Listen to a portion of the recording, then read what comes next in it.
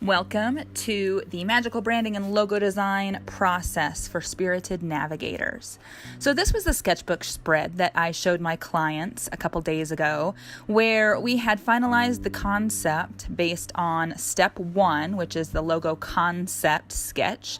And I started playing around with different ways of rendering the backpack, which we chose for the symbol, the main symbol of the mark. And you can see, I was using watercolor, I was using gouache. That's my primary watercolor palette over on the right.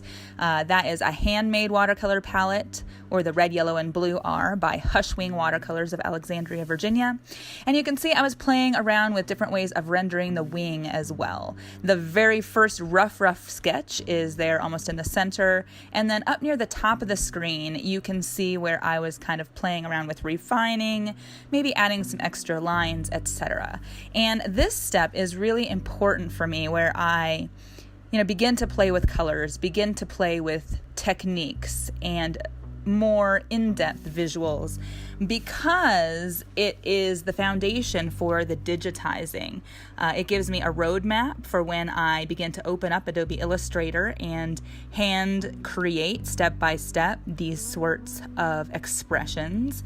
And you will see in just a little bit some very, very sped up footage of my work in Illustrator, my process of just kind of moving things around, rendering things in different ways, playing around with colors, some light play with fonts.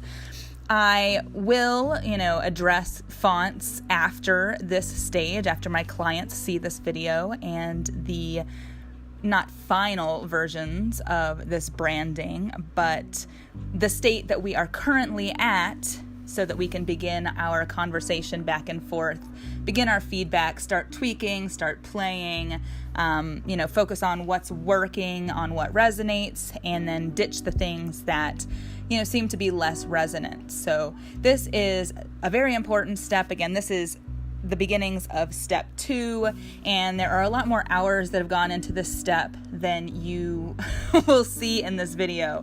I didn't video everything. I kind of jumped in for some bits of the process just because, I work on this at various times during the day, at various times during the week, and I really wanted to be able to focus on bits of the process and the overall process, as opposed to every single move that I make. So here comes that really sped up process. This is in Adobe Illustrator. You can see, you might have noticed at the very beginning, the globe version of the backpack, which once I was satisfied with the shape, etc., I dragged it over and began to recreate that same backpack, but in the kind of navigational ley line globe version, which you saw earlier in the sketches. So you can see I'm playing around with angles, I'm playing around with lines, I'm using what's called clipping masks, I do a little bit of blurring, I play around with, outlining a shape versus not outlining a shape, the different gradients. And this is really where I'm just building the shape. You're going to see later on that I start to play with color a bit more, the actual color of the globe. And here I'm zooming in and I'm readjusting the lines on the top. And here's where I'm starting to build the wing. I am using the pen tool in Illustrator to manually trace over the lines that I drew and kind of smooth them out a bit. I come in and I start to build the feathers one by one as well. So you can see, and I assure you this takes a lot longer in real time, but it's a little more entertaining to watch when everything is happening quickly before your eyes. So you can see that I'm playing around with the layering, and I duplicated and mirrored it and put them together and added the wings to the globe. And there you can see me coming back to the map version of the globe and playing around with the gradients, the colors, the blends, really just playing around with whatever I feel drawn to at the moment that I feel drawn to. I really trust my intuition. I really follow it and honor it, and I feel like that's what makes my process really unique and special, is that There is no predefined, rigid structure to my process.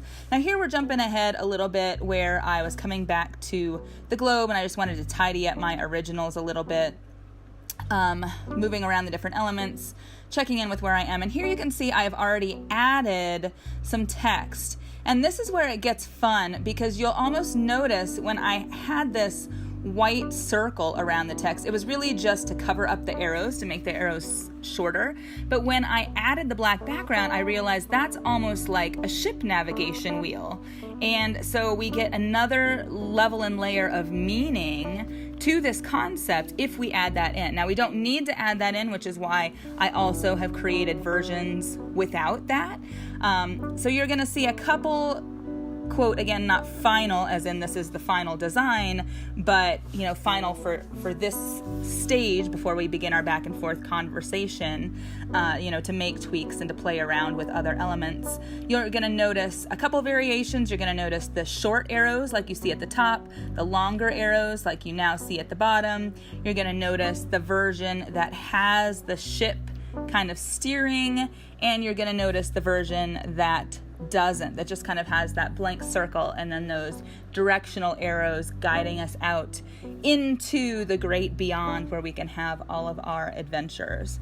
So I'm about to walk you through a quick blip of each of the kind of, again, not final, but this stage designs, where you can see each version on a white background and on a black background. I feel like that's a very important consideration in branding, because then you're not limited in terms of what applications you can use. So this is the first one, using kind of that accidental yet synchronistic ship's wheel without that background for the map version of the backpack. And this is with the longer arrows and a different font. So again, fonts is something that we will, continue to tweak. And this is the navigational version of the globe without that ship's wheel and with the longer arrows. And this is with the shorter arrows and the navigational wheel. I hope you enjoyed that. Thanks for watching.